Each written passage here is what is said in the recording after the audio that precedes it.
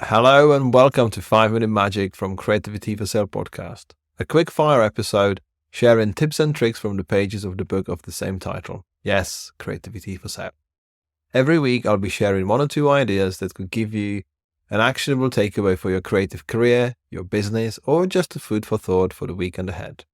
These tips are taken from the audiobook and you can find a link to the full version in the show notes. From this episode onward, we'll open the next chapter of the book titled Build. We'll start building your personal brand, covering the essentials of getting seen and becoming known, from your visual strategy to your naming your business, choosing your domain, curating your portfolio, and driving and owning your traffic.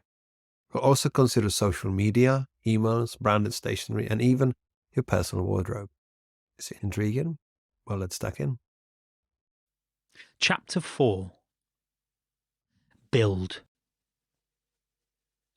In the last chapter, you started to define yourself and your offering, formulating the vision and strategy of your business. And you learned that this is an ongoing process. Even though you might have what feels like the most brilliant creative idea ever, making it work is the only way you can get proof of that concept. And that means you need to build a brand. That's why in this chapter, we'll start building your creative brand by creating the assets that support these things. Because building a strong brand is vital to the success of any business in the long term. So, get your toolbox and let's start building. Understanding brand and identity. The notion of a brand originally came from the unique mark burned onto livestock so their owners could identify them. Now, a brand more commonly means a uniquely distinguishable company, or in smaller terms, a unique product, service, or concept offered by a company. In other words, it's what makes your company, as opposed to another company. The brand is what people see of your business.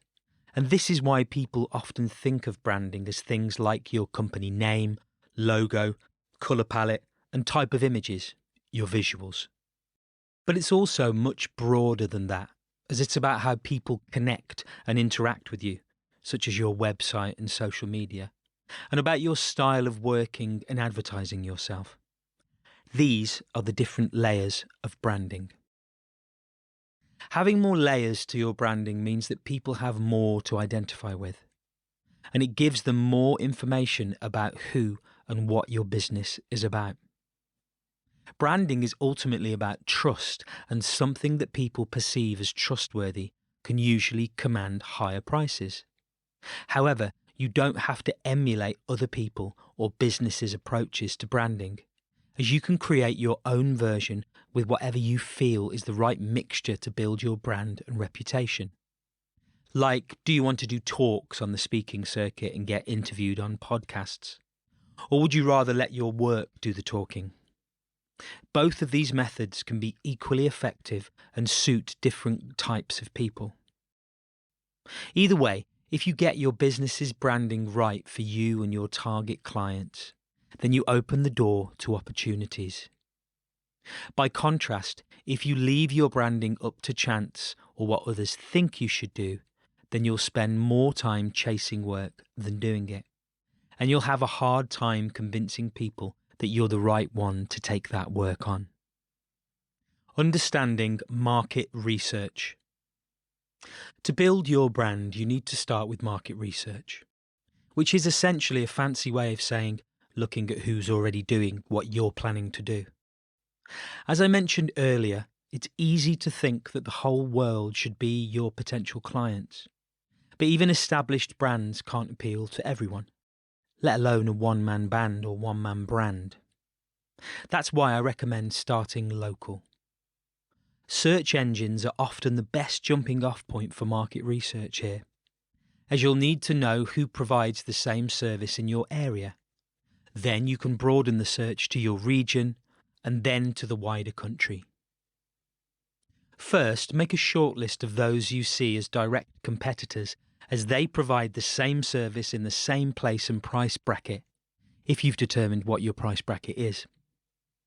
Note the exact services they offer, the sort of problems they're solving, the visual brand identity, name, colours, fonts, imagery, photography style, their previous work, and how many people are in their team, if they are a studio or even an agency rather than an individual.